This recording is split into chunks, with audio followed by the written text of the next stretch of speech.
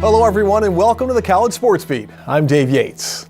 Thanks for joining us once again. Let's get started as we do each and every week at this time with a look at our local college sports programs. We begin this week with the honor roll of local college athletes.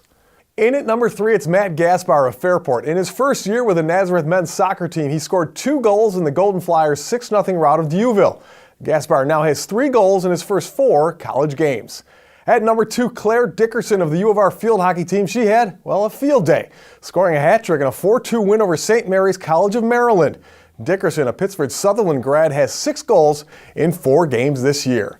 And topping the list, it's Joe Germanero. The standout quarterback for Brockport had another big day for the 25th ranked Golden Eagles, passing for 268 yards and 2 scores while running for another 91 yards with a touchdown. Germanero was just too much for Ithaca College as Brockport won that one 31-0. Well, it's time now for our local college spotlight athlete of the week. Rachel Ollis of Geneseo missed the better part of 2 seasons due to injury, but now she's back and the Knights couldn't be happier.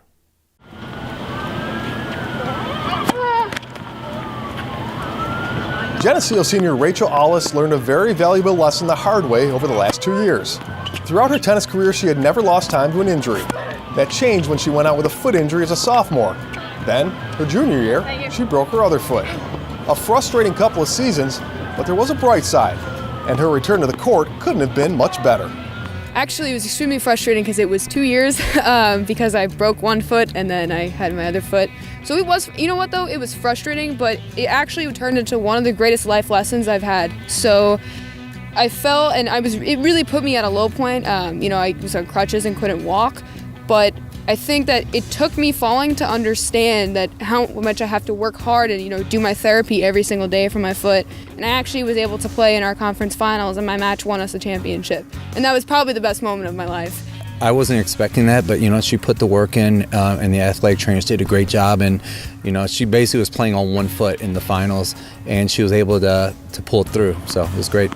Being sidelined for so long also gave her a greater appreciation for the game and her surroundings. It's the people here at Geneseo that allowed me to do that. My athletic trainers work with me every single day for 2 hours, and they're the most dedicated people I know. And, without everybody and my teammates' support and my coach's support, I don't think I would have ever been able to do that. So, it was frustrating, but by having those obstacles, I think I learned what it means to really be out here and be with my best friends and be with my coach. And now, every single point, I don't waste it. Now I understand, and I really do treasure every moment here. It helps a lot to have a support system as tight as the Knights. It helps when you're going through a tough time on and off the court. We really do work together. I say all the time that my teammates are my best friends, and I mean that to my fullest extent, that they really are. I live with some of them, we do everything together, we take classes together, we hang out, and I think just knowing that they all have my back makes it so much different being on this court. You don't ever feel alone. And tennis is a sport where sometimes you can feel alone if you're out there by yourself, but not once ever in a whole match have I felt like I'm the only one fighting out here and I'm by myself. Anytime an athlete is dealing with an injury, they are fighting 2 battles at once. There's the physical side of healing, and then there's the mental struggle of taking it slow and making small steps to get there. And I think that's really the mentality that got me through all of that and got me able to play that match. And I was so happy to be there and so excited that I didn't feel any pain during that whole game, Rachel is part of a program that has established itself as a dynasty in the SUNY Conference, winning the title the last 6 years. The girls on the team know they need to be at their best every time they take to the court. And my predecessor, Jim Chin, started a good competitive culture, a championship culture, and it's kind of carried its way for the last 9 years. So, when I got here 3 years ago, the girls are used to winning, and so I keep pushing them, and, everyone's working together, and, we're not complacent, because we know, when you're the championship team, everyone, is coming after you, and the girls are always working hard, not taking anything for granted, and that kind of makes our team very special. Not only is the tennis team successful, it's also a pretty big draw. Friends, fellow athletes, people from all around the college and the community make the matches something special.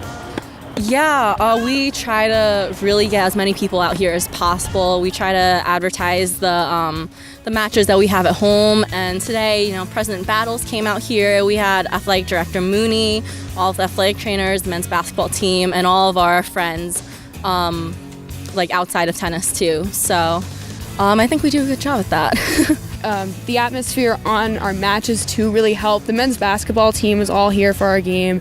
Their coach, the president of the college came. It's people like that make all of this happen. We come out here, we play, and we put in our full effort, but without all of them, without the athletic department, Mike Mooney coming out here, all of them, it wouldn't happen. So it's really everybody. When I got here, I didn't know what to expect, but when I saw all these students coming, and then also fellow athletes coming out and rooting for each other, it's a very tight-knit school, which I love. I'm envious that we didn't get that many people for my college matches. So it's great. Everyone's here. Even some of the locals will come out and support the team, and it's awesome.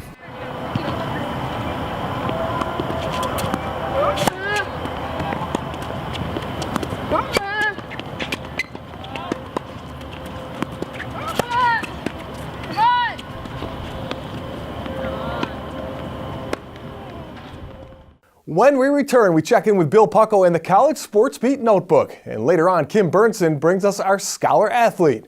We'll have that and more when the College Sports Beat returns.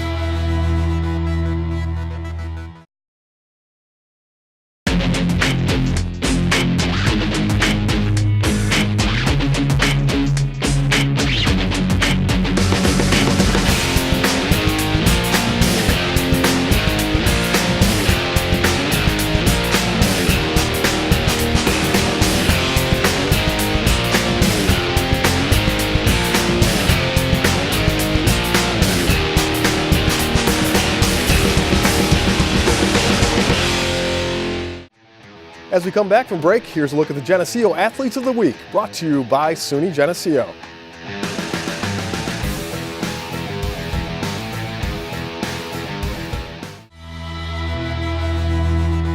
Welcome back, and thanks once again for joining us on the College Sports Beat. I'm Dave Yates. It's time now to find out the latest news from around the area. Here's Bill Pucko with the College Sports Beat Notebook. Thank you, Dave Yates. Happy to be joined once again by Paul Gotham of PickandSplinters.com. Paul, welcome back again. PickandSplinters.com, quality local sports website. What do you got on the site this week? A lot of soccer coverage, high school, men's and women's college coverage. Everybody's into their full part of their schedule, so we'll have a lot of game reports and a lot of action going on out there on the pitch. Very good. It's nice to have someone on a regular basis out there covering games. I mean, I think this market's missing that. All right, as we get to the College Sports Beat Notebook, Hall of Fame inductions occurred earlier at Nazareth College, and we got a couple of local kids in. Yeah, it's great to see guys like Alex Kilroy and the brothers Corey and Ryan McAdam getting their due notes there at Nazareth College. Kilroy, of course, a 4-year starter in goal for the Golden Flyers. He still holds the school records for shutouts with 19 and games played, 68 there at East Avenue. He was the goalie when they went to the quarterfinals, the national quarterfinals, with a goals against average of .93, which is pretty microscopic. And then Corey and Ryan McAdam and their success from Fairport High School and going to Nazareth College, their success on the court, pretty much goes without saying, but Ryan was a 3-time Empire 8 All-Star, and he led then Mike Daly's team to the NCAA tournament, was an MVP of the tournament. And Corey McAdam was D3 Hoops and a NABC All-American when in 2010 when he led Kevin Broderick's team to the NCAA tournament. Cool. So look, it's Saturday afternoon, and I see the big number go up for Maine. They've run it on the crawl. They get 60 points in their football game, and that was a lot due to guys we know well. Ernest Edwards, 2 catches, 2 touchdowns. First 2 touchdowns of the game. Goes from being a state champion at Aquinas to taking it there on the gridiron in Maine. And certainly Josh Mack with a career high there on the ground. It's great to see those guys continuing the tradition of local football and then going on and being successful at college level. Yeah, and that's a real opportunity. I mean, that level where it's not, Syracuse, University of Texas and stuff, but there's a niche there that we can provide athletes to, I think. And certainly we've had guys, you got Jake Zembeck at Penn State, and you've got Jameer Jones at Notre Dame following in his brother's footsteps. But yes, there is that next level, whether it be a Cornell, whether it be a Maine, whether it be one of those teams in the Colonial Athletic Association or the Ivy League where our players can go and have success. Yeah, and why it occurs, I don't know, we got a pipeline to the University of Maine at Orono. Very nice. Yes. All right, Paul Gotham, pickandSplendors.com. Thanks once again for joining us with the College Sports Beat Notebook.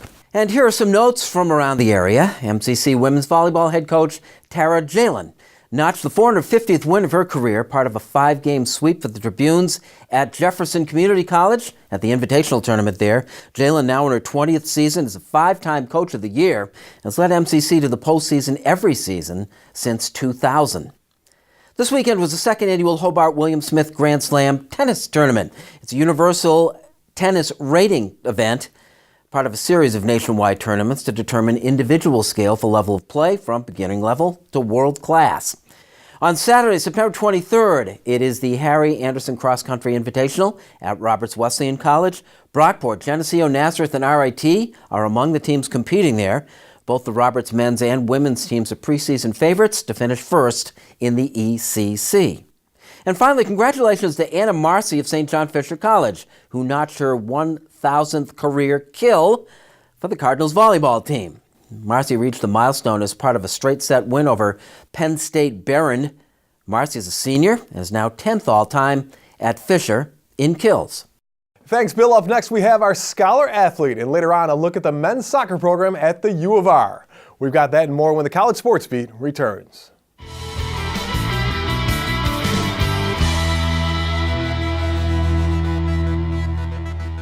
Before we go to break, here's a look at the RIT Athletes of the Week, brought to you by the Rochester Institute of Technology.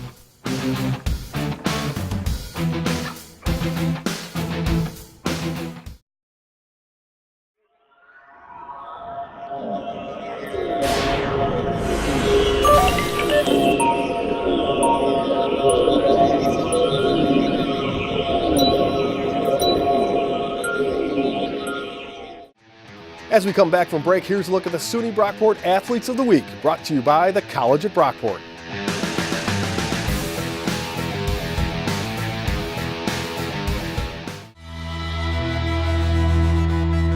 Hello everyone, and welcome back to the College Sports Beat. I'm Kim Burnson. This week, our Scholar Athlete is cross-country runner Evan Feigl of RIT. As a sophomore, Evan battled back from injury to place 46th overall at the Liberty League Championship last season, and later on placed in the top 100 at the Atlantic Region Championship.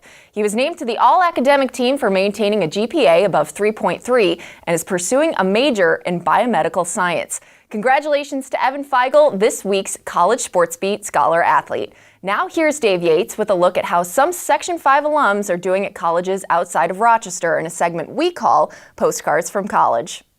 Well, Josh Mack did it again, this time running for a career-high 255 yards and 3 touchdowns in a 60-12 win over Bryant University. Rush Henrietta's Chauncey Sissom is now a graduate transfer at UNLV, came up with a big interception versus Idaho, returning the pick 23 yards. Webster Schrader's Allie Smith had her first career double-double for Gannon University in a match versus Findlay. Smith had 11 kills and 21 digs for the Golden Knights. And Mercy grad Emily Wade scored the lone goal for St. Lawrence in a 1-0 win over Potsdam. It was Wade's first goal of the year, though she has had 10 shots on goal in just 4 games. Well, coming up next, the Yellow Jackets are looking for a return trip to the NCAA tournament. Well, that story and more when the College Sports Beat returns.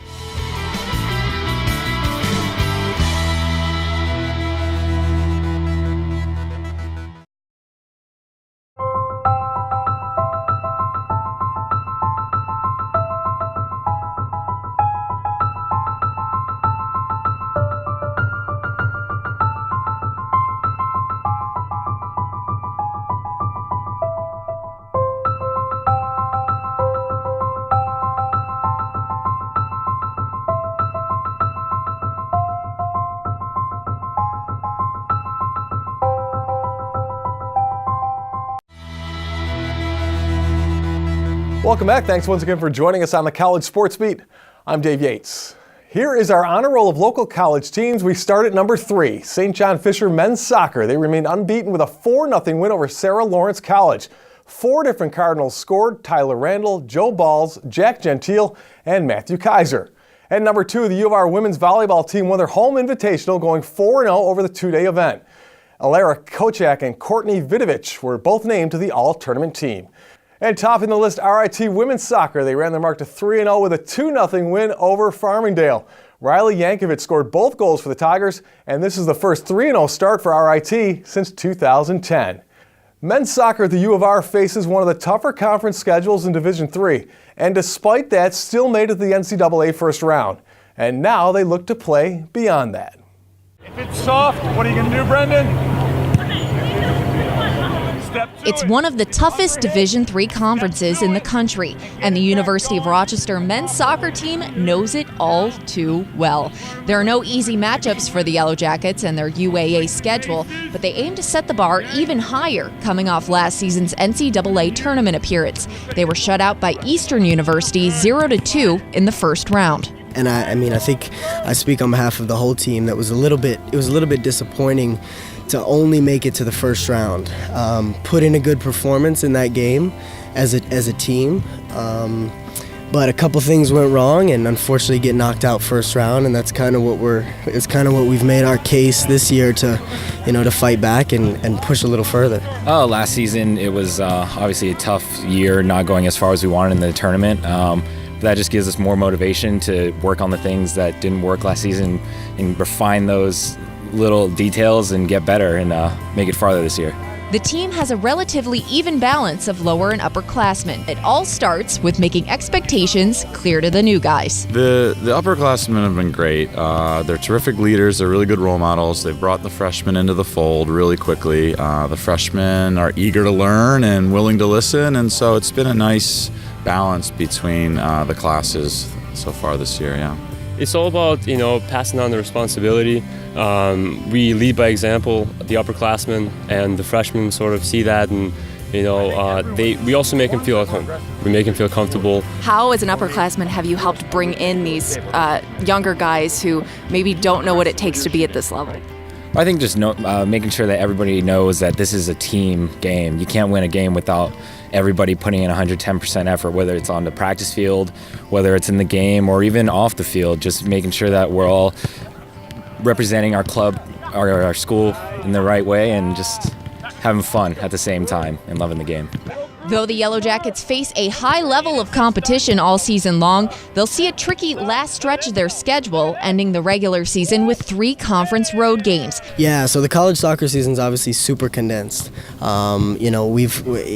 Fatigue levels are already high, but that's part of the college. That's part of the experience. That's part of the challenge. And so right now, we're just as a team trying to focus on what we can do with these games coming up in order to prepare us for what should definitely be even tougher competition. Well, the UAA is incredibly tough. It's one of the toughest conferences in the country, and we try to schedule non-conference opponents that are also really tough to get us ready for UAA play. And it makes every game exciting. It makes every game really, really tight and really, really competitive. Playing in a challenging conference, it's tough not to look ahead on the schedule, but Coach keeps the guys focused on game to game. We try to get up for every game and make every game equally important. It's the next game that matters most. I'm sure the guys probably have a couple circled on the schedule, but as a coach, I'm just trying to prepare us for each game and trying to get better every week. Is there anybody you're really looking forward to playing this year? Oh God, Carnegie Mellon, definitely. They're definitely a team with a lot of emotion, and it brings a lot of emotion out of us, and the crowd loves to come for that game, so I'm really excited to play them. We're at Emory this year, and believe it or not, we have never won at Emory, so I think that's a good goal in and of itself. The program ended its 2016 season with an overall record of 9-5-3, but were 2-3-2 in the UAA conference, something they surely hope to top this season. If we bring our best performance, we're going to win more times than we're going to lose, and if we do that across an entire season, we'll be in the playoffs. But we really don't talk about the playoffs. We just talk about the next match, the next pass, the next shot, the next action. What do you think is going to be the biggest hurdle for you guys this season? I think, when we face those really, really tough days, when things don't go our way, that'll be our true test, and we'll see how these, young leaders step up and how they handle that adversity and how they push through it. I'm looking forward to see how they handle it. I think they're going to handle it really well. I'm Kim Burnson with the College Sports Beat. All right, so make this competitive. So here in the middle. Well, that's it for this week on the College Sports Beat. I'm Dave Yates. Thanks once again for joining us. We'll see you back here next week.